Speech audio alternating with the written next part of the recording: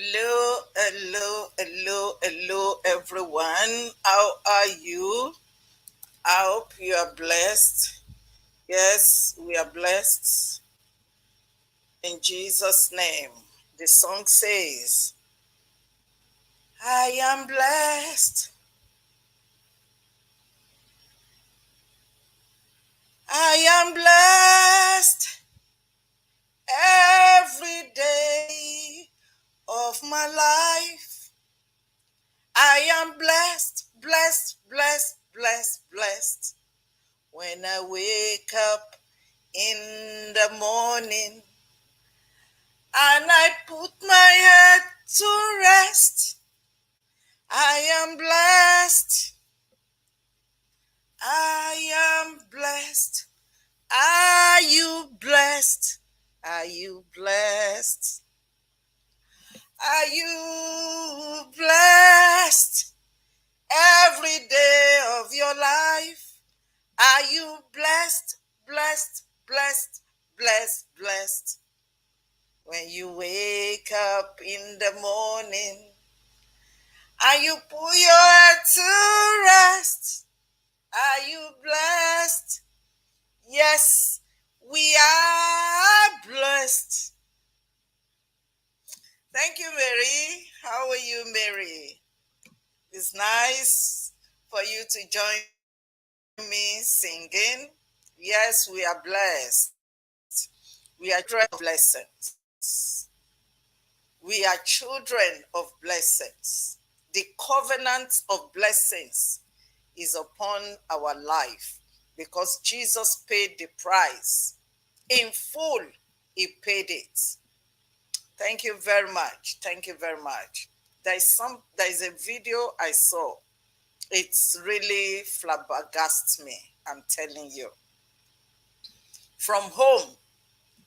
Yes, I understand many people having problem from home.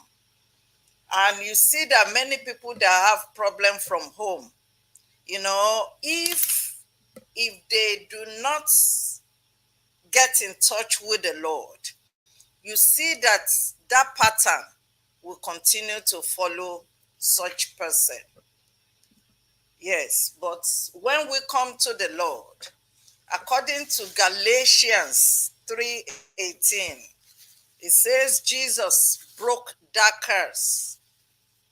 So we are no more cursed. Thank you very much, Bala. Yes, you are blessed too. We are blessed. Yes, we are blessed. We are blessed. We are blessed. Yes, indeed, Mary. We are blessed. He paid the price. He paid the price in full. Yes, thank you very much. So I just want you to watch the video with me, and whatever comments, let us just talk about together. Not only from home, even in church, and also with those church operators. I call them church operators, not pastor. Okay, so without much ado, maybe we'll finish on time, because some people were complaining that, oh, Bisola, just go straight to the point. Okay, let's go straight to the point. Thank you. Maybe by the time we listen to it, then we can see what we can talk, or you understand other things we need to talk. All right. Also, how I survived being incested by both. My name is Bill. Survive. Survive. He said he survived. Incest. Not only incest. The parents also arranging for pastors. My name is Bill, and I'd love to tell you about how I began became a survivor of being pimped by both of my parents and also how I survived being incested by both of them. I was born in the city of Memphis, Tennessee in the year 1976. I was reared up in a very religious home in that, we couldn't go to the movies, we couldn't dance, my sister couldn't wear pants. Father was an ordained evangelist of this national church that we were a part of, the largest African American church in a Pentecostal organization. They taught the wives to take whatever they had to take in order to stay married. But my mother believed that she was a national mother of the church. So she offered her children, me and my sister, to my father to be his sexual slaves. There were things that we went through that just I couldn't imagine any child going through that. My father he was bisexual. He was a cross dresser. My earliest memories around the age of 4. He started by coming in and massaging my leg. And then maybe the next time was my leg in my private area. Then he wanted to perform on me as a child, and then then it went into me performing on him. And I also went through a situation where I was he was having prison sex with me very often. My sister went through some of the same things, but she went through to me. It's even worse because eventually she had to have several abortions because of this, and she also was molested by one of his brothers, who also was a minister of the church. Eventually, our mother started having sex with us. I wouldn't have delved into this if they do not mention quotes church. You understand? There are lots of stories online that, okay, let it stay online for those who want, you understand? But when it becomes church thing, we begin to ask questions. Where are we? How did we arrive here? How did we get here? You understand? So we need to bring it out so that our people will know that those people that do this, they are dogs. They are not member of the household. Because Jesus said, my own hear my voice. You understand?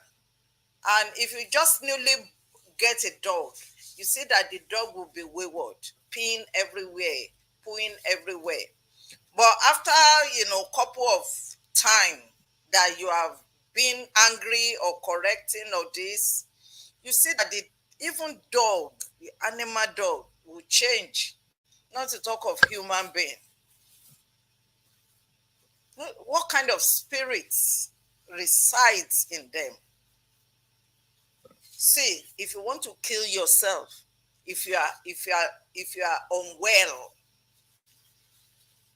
and you want to kill yourself, you want to dose yourself, you want to, it's your life, it's your soul.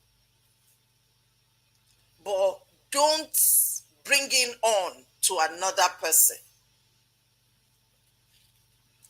When Cain was crazy, yeah, he was thinking, God advised him, sin is crouching, you can overcome it. When Adam sinned,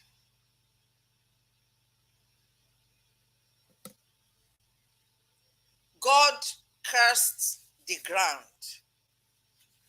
But when it becomes Cain sinning against another man, he was cursed directly. So if you are bringing your craziness in order to hurt another person, God would not be happy. Especially, us children. Also, so you would think a mom would intervene and stop this and let's get away, let's run. No, she eventually she wanted to share. I know she liked to do that when he was not there, or when he went away to someone's house, or there were times when he left her. There were times where they were separated and he was gone. He was at a I don't know woman's house, a man's house, and there were times where she wanted molester. So I mean, it's just I can't find no other way to say it. We went from being sexual slaves at home to going to church and being pimped to pastors. The church itself has well over 4, 5 million members worldwide. It's a large church, and it breaks down into states, and the states break down into jurisdictions. Jurisdictions break down into districts, and then you have a local church. So you got the pastor, you got superintendent, you got the bishop, and that's pretty much how it's structured. I mean, we were pimped to several bishops in the church. Our father, his role was an evangelist. He was licensed as an evangelist. He traveled. The crazy man was an evangelist. The man who do stuff with the children, an evangelist in the church. You see, it's so shameful. That is why you see that I remove title from my name. Because even as I am, if somebody say I am pastor or I am prophet, my body will be itching me. You understand? So how do we get title back?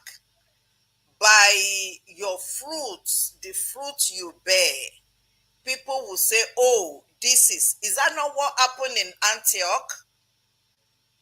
Is that not what happened in Antioch? It wasn't the Peter and James and all of them that saying that, hey, we are Christians, we are this. It's the unbelievers that saw them, and they gave them that appellation that these people are Christ-like. What many of us we always say that, oh, I'm a Christian, but our character is not Christ-like. Yeah, a pedophile. Thank you, Sister Efosa. So, and after doing that with the children, he's also pimping them to bishops in churches, in the church. This is unfair. They were separated, and he was gone. He was at a, I don't know, woman's house, a man's house, and there were times where she wanted molester. So I mean, it's just I can't find no other way to say it. We went from being sexual slaves at home to going to church and being pimped to pastors. The church itself has well over 4, 5 million members worldwide. It's a large church, and it breaks down into states, and the states break down into jurisdictions. Jurisdictions break down into districts, and then you have a local church. So you got the pastor, you got the superintendent, you got the bishop, and that's pretty much how it's structured. I mean, we were pimped to several bishops in the church. Our father, his role was an evangelist. He was licensed as an evangelist. He traveled around. He preached in different church like every Sunday, every other Sunday, or whoever invited him. So we would travel with him to these churches. He would either offer us to be molested, be sexually abused by the pastor of this church, either before, after, or during service at some point. It was either of us, or some were sick enough they like to sex molest both of us. So we were molested, in these different places where he went to preach. My mother, she would go and sing a song, and me and my sister, we were sent to the pastor's office, and you know what happens. Like I said, it was a very critical time, very hard time as a kid. Well, the abuse for me went on from the age of 4 up until the age of 12 or 13. So you go from, you know, being a child that could hardly understand sex, don't know anything about sex. Then you get older, you know exactly what's going on, you know what's going to happen. We had a so-called, yes, a normal life in the sense of going to school every day. We went to public school. That was normal in that sense, but the abuse happened, overnight. I can't say that I told anyone. Obviously, I didn't tell a lot of people because some people didn't find out about it until I started talking about 10 or so years ago. I didn't think to tell a teacher because we were seen as important anyway. We were just two little black kids growing up in an impoverished neighborhood, an impoverished government community of government apartments. You would think as a teacher, teachers could tell something was going on, but they didn't care. Our voices weren't really heard. Growing up,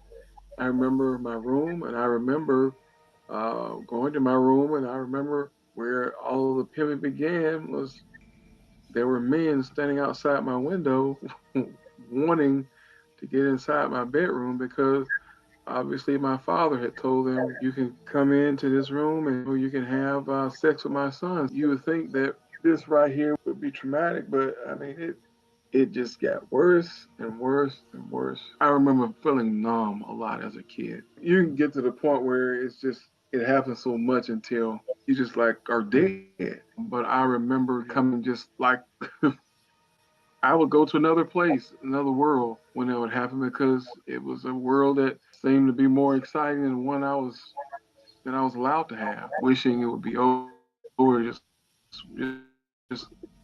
wishing that whatever it was would stop. Pimping was introduced to us, me and my sister. I think I was around about 6 years old. Our mother, she would have what they call fish fries. So she would cook fish, all red by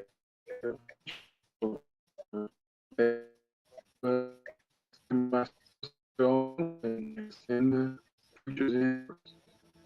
You know, some of them like women, some girls, and um, uh, that's whatever they wanted. You know, it was whatever our mom or dad what they just said there. Uh, whatever.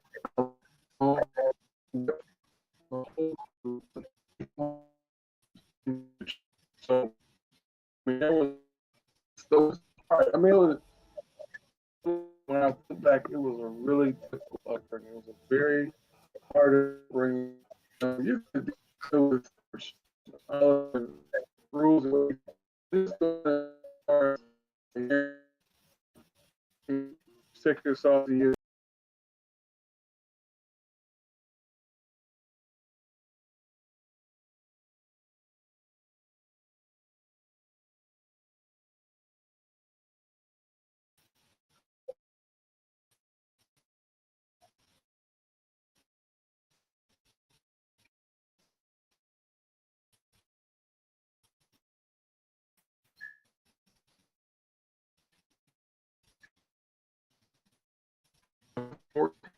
Bridget ran home sometimes. So I was like, I'm now. I'm back now. Now I'm myself. I would stay with him, him more than anybody in the world. Unfortunately, I mean, my mother lived with me until she passed in 2004. He passed in 2000. So a lot of people ask me, how you know, questions until the day died, asked them to forgive. I don't want them for anything they did. They never said they were sorry. They never said anything. You're still asking and still wondering, like, why did this happen? Why did it happen? Why do we have to go through that? And then eventually it went to, it was what it was. And then after that, it just kind of, you just tuck it away in a closet somewhere. The hardest thing now is, yeah, that's almost been more terrifying than it is having gone through it because you have to actually face all of these emotions, face all of these situations. You have to face everything.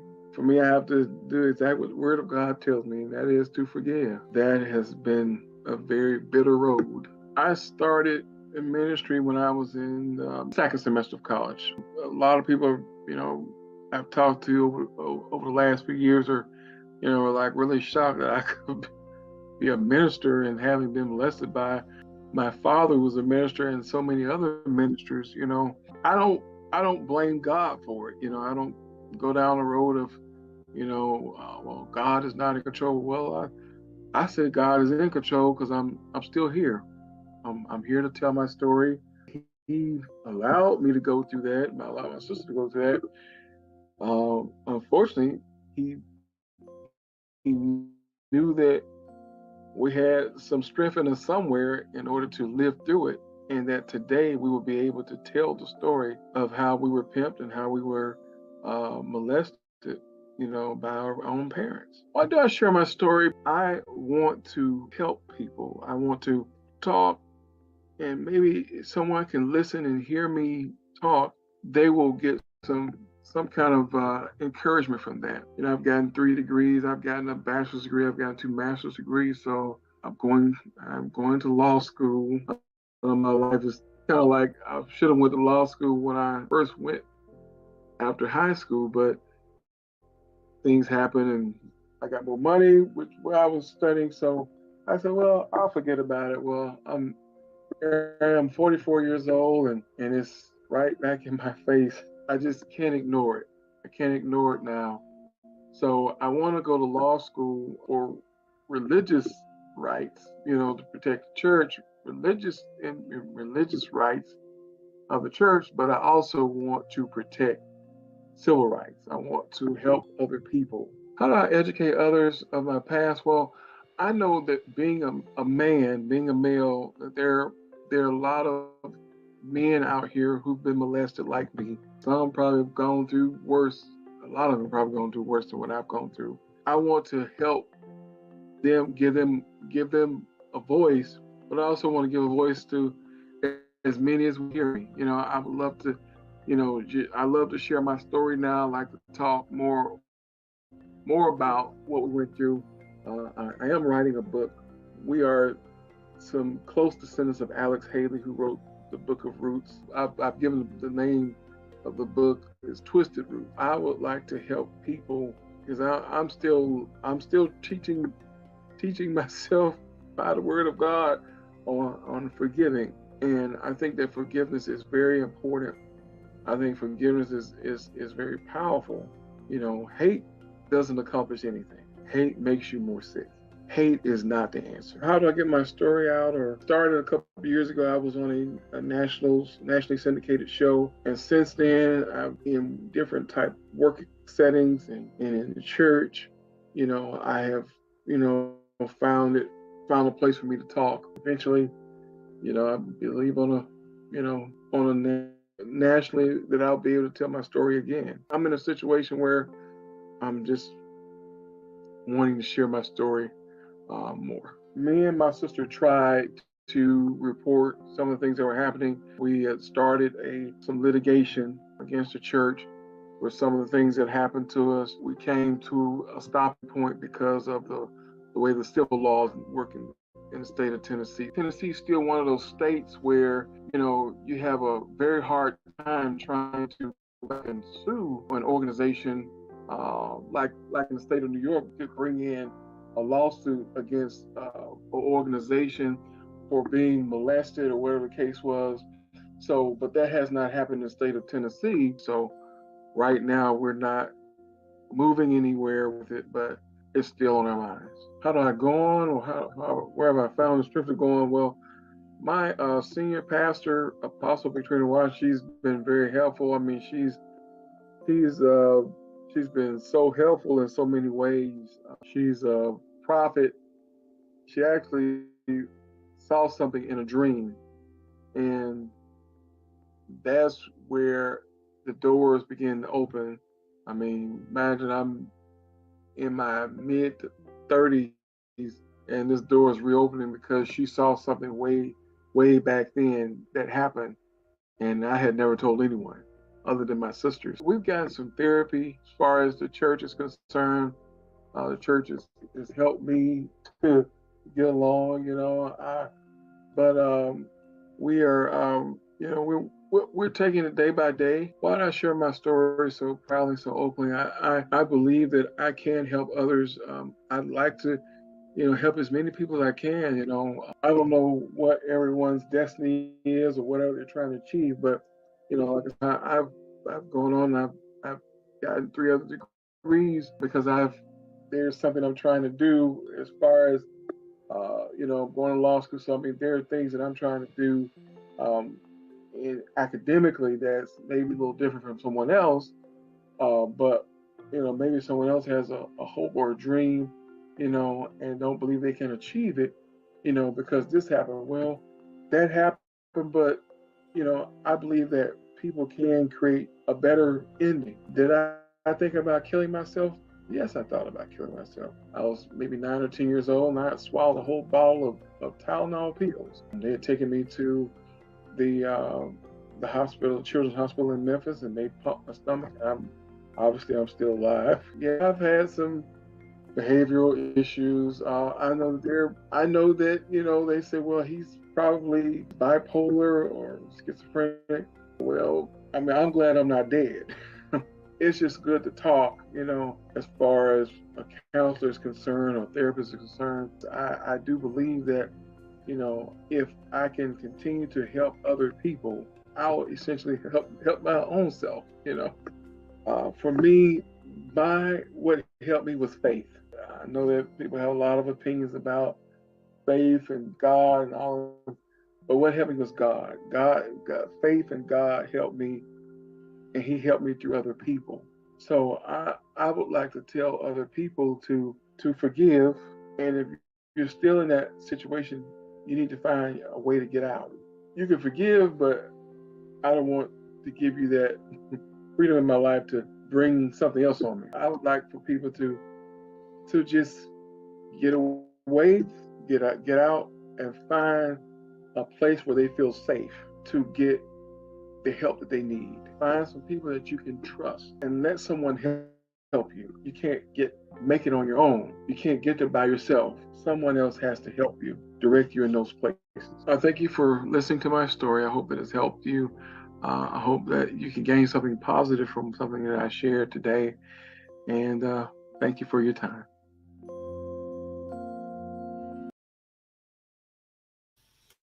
Yes, thank you, brother. We really appreciate you. See, let me say, people, a lot of people have gone through issues in life.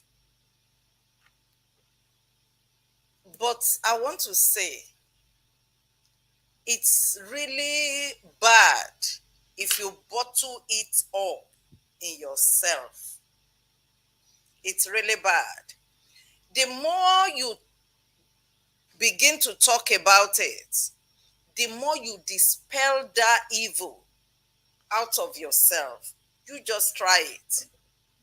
Some people they will say, "Oh, Bisola, you are strong." It's not strength like that. But because we want to be free of those horror that one have seen or participate in, that is why you should talk about it. Number one. Number two, when you talk about it, your coming out will help people because there must be somebody who is going through similar. There is a lady that contacted me, I think, let me see. Anyway, I'm holding something on my phone page. I mean face, so I don't want to. So she contacted me, oh, evangelist, those that call me evangelist, those that call me, you know, Bisola Johnson or Hephzi-bah, whichever one. Say, oh, thank you for coming out to say what you said. What you have said have helped her to be able to determine what she must do. I said, I thank God I'm able to help somebody. Yeah, it may be. Thank you, Sister Julie. I really appreciate you. Thank you. Bless you. Mwah.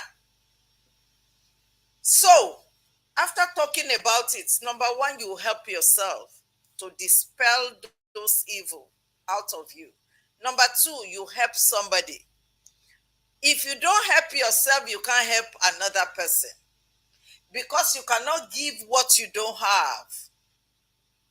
You understand? Shebi, I showed you my picture 40 yeah, it's 15 years ago. It's 15 years now, no longer 14. 15 years ago in 2008 when we came out. You saw the picture, you see how I'm looking now.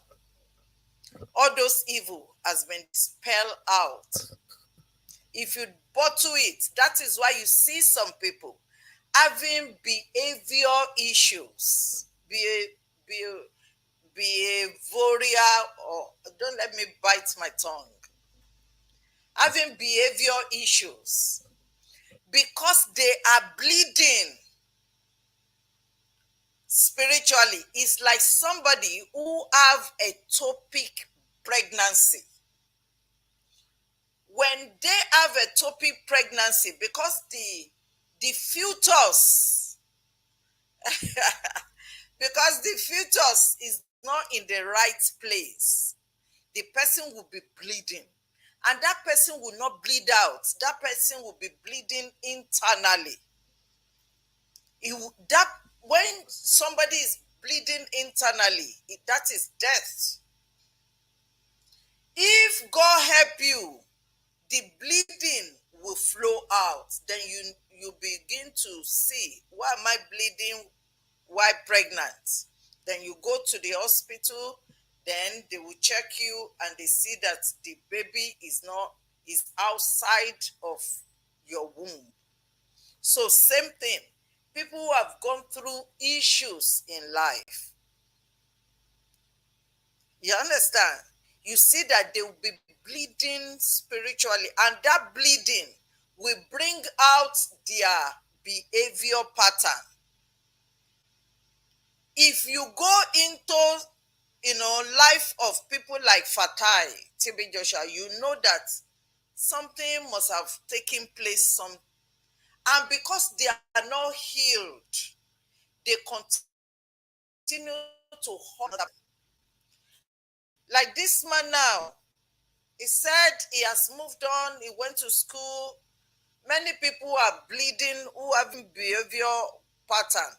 Their brain is not open to education.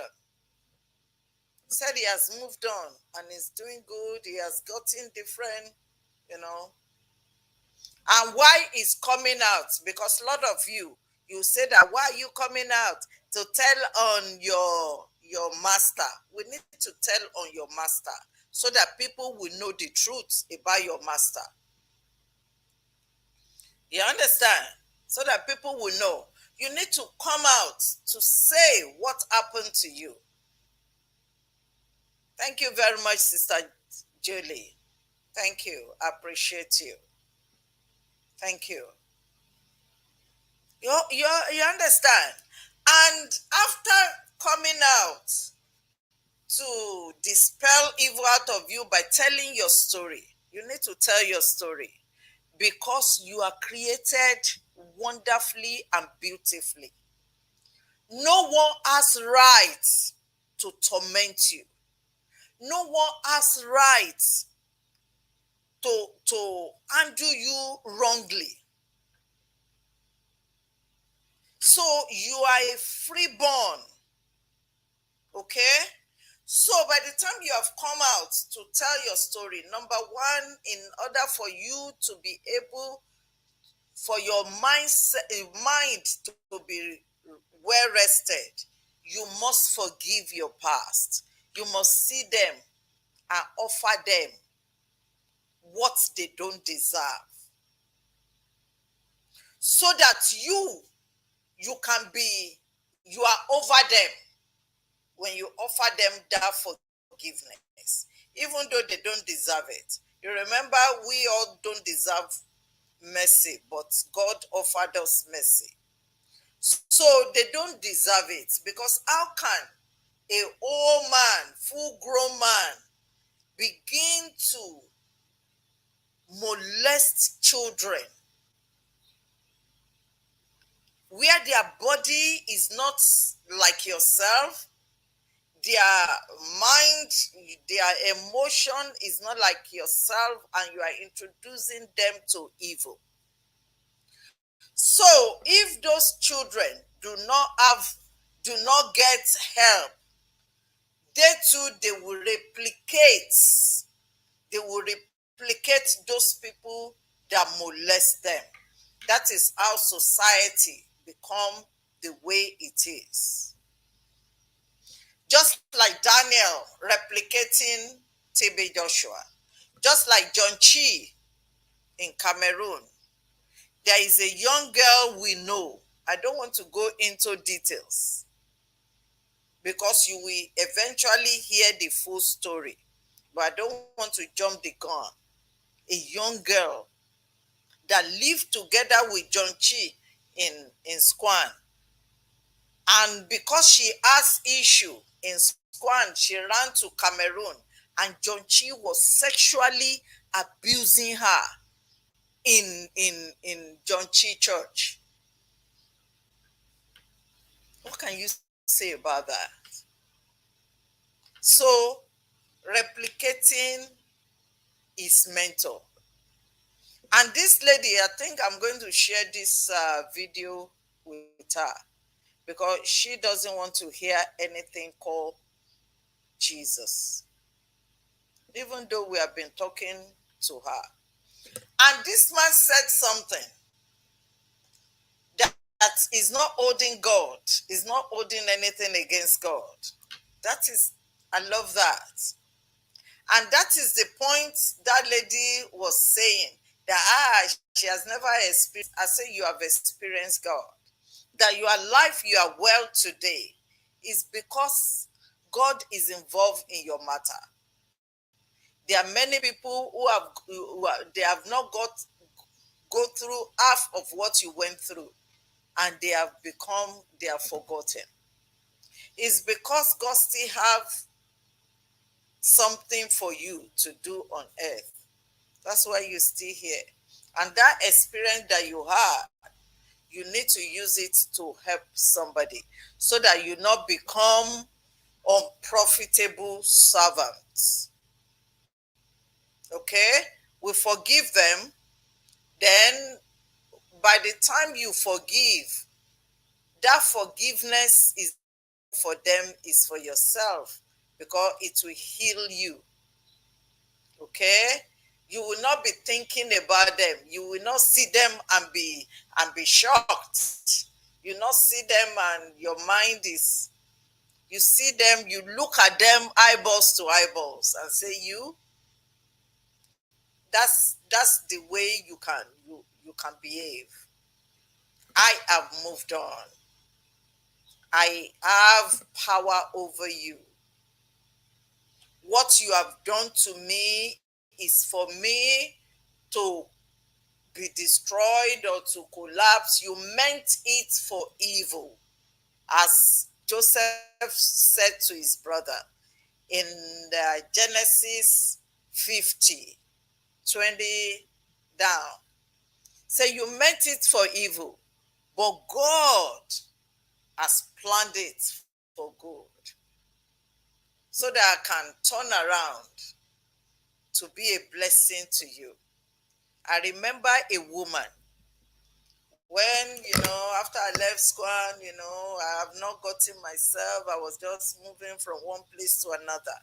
So I lived in a house, and something happened. She and her children, they broke my head. In fact, I was drenched in my own blood. Many times she called me and said she's in need of money. I will send it. Even if I don't have it, I will collect from people and send it to her. So I begin to ask, since those years, she's still not getting it right.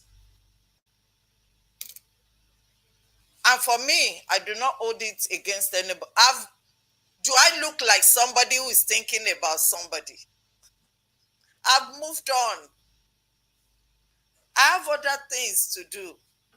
I have other, things to do in life than for me to be saying, if we talk about it, we are just talking about it. Not because we hate that person or we are holding it against that person.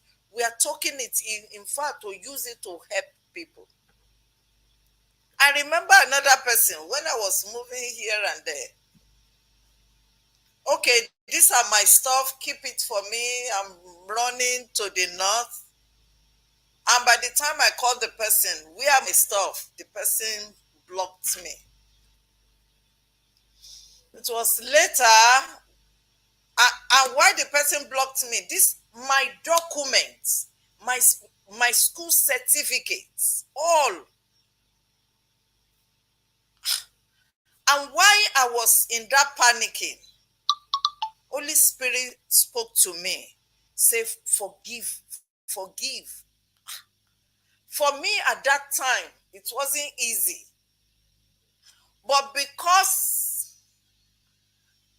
the Spirit of God said, forgive, at that time, all I ever had in life is just one bag, one bag of my stuff, maybe my clothing, 2 or 3 clothing. I said, okay, I forgive. As I was saying, I forgive. I was praying. I said, okay, I forgive. Why was I crying? Because it was painful. It was later in some years that this person called me and say, she even called me evangelist. He said, evangelist. The moment he said evangelist, I recognized that voice. He said, please forgive me. You know, some of my stuff, I saw it with him on Facebook. Some of my stuff, I saw it with him on Facebook. He put it. There was somebody that lived together, and this person had something. And later, the person were no longer living together. All the person's stuff, I kept it. For 10 years, everywhere I go, I'll be dragging this person's stuff. I didn't use it. I will be dragging this person's stuff that anytime I see this person, I give the person back his stuff. I saw those things and some of my stuff. This person on his Facebook, that my neighbor, he was posting with it. Hello, Statolu. How are you? I don't know what to say. So when the person called me and said, please forgive me, I said, I've forgiven you long time ago. I've forgiven you. And said, please send my stuff. And the phone went dead. I called again, and again. I knew I was on a long thing. So I forgive him. I told him, I said, heaven will not ask you because you offended me. And I've forgiven you. That is the meaning of that verse, that whatever you forgive on earth is forgiven in heaven. So please forgive and move on. But whatever you hold on to, heaven will ask them. So I said, I'm forgiving you, and heaven will not ask you. Just move on. I didn't even, he wanted to start story. I said, it's all right. I've moved on. Is it not all perishable? They will perish. I remember the first time I bought my laptop. Hey, God knows where the laptop is now. If you buy new jeans, new latest, hey, one day you will use that jeans to mop the floor of your house. So why? So that is why we need to. We forgive. When we forgive, we too, we are healed. And when the people who call themselves enemy see us, they say, so this person is still bubbling in the Lord. Every day of my life, I am blessed, blessed, blessed, blessed, blessed. When I wake up in the morning and I lay my head to rest, I believe you too, you are blessed. Every day of our lives, we are blessed. So, dispel evil out of you. Be happy. And that is what Jesus wants us to do. He said the chastisement of our peace was laid on him. He paid it. He said, I have given you peace, not as the world giveth. Offense will come. But those that, the offense come true, they have dealings with God. But you, just move on. Thank you very much. We still got to 50 minutes. Anyway, let's not talk too much. Thank you, my darling Sister Tolu. I welcome you. Maria, hello. Baki, how you doing? My brother Bongani, God bless you. Hello. Sister Julie. Okay, please. Okay, we will chat. Thank you very much. God bless you. Joy Sibyl. I greet you. Efosa, how are you? Blessings, Mary. Hendrik. So I just came out just to say hi to you and to share that. A lot of things are happening to people. People are having trouble from home. And from home, you can imagine if somebody have that kind of trouble from home. What will happen if an outsider do that to them? Their own parents, father and mother. After molesting them, they are still pimping them to pastors and bishops, those sick pastors. We have told them, if you are sick, go and check yourself into a home. If you know you are sick, go and check yourself into a home. Let them take care of you. And that's why he said, when Adam sinned, he sinned. God cursed the ground. But Cain, when your sin affects another person, God don't take it lightly. Okay? God cursed Cain because his sin affects another person. And the person's blood keep crying out to God. Keep disturbing God. Avenge me.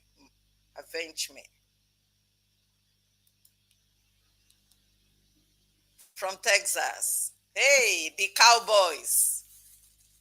How are you? Thank you, Maria. So, let's be happy. Let's forgive them. They don't deserve it, but we give it to them, because we are children of the Most High God. We are the children of the King of Kings and the Lord of Lords. Our covenant of peace is certain. So rejoice in the Lord. He said, I say it again, rejoice. When there was somebody, I'm not saying, I'm not saying it's a sin. Somebody said, do you want to take wine? I say, I have natural energy.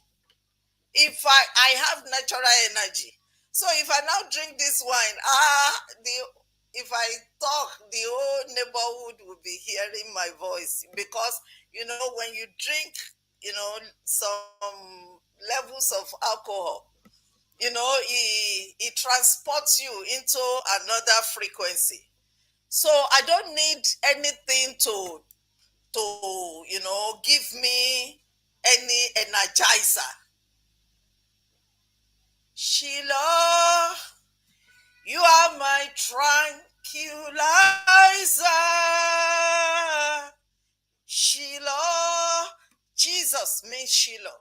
Shiloh is the house of God, and Jesus is the house of God. You are my tranquilizer. You know the meaning of tranquilizer?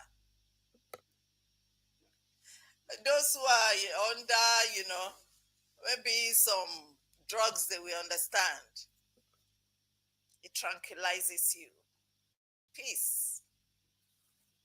Thank you, Jenny Love. I greet you. Kenny blessings. Okay, so let me take my energy. I think we need to go on village evangelism. God bless you. I really appreciate you. Thank you. Those who are commenting and those who are not commenting. Those who like the video, those who do not like. Both spies and internet rats. And all my friends and family. Mwah. Blessings to you. I greet you.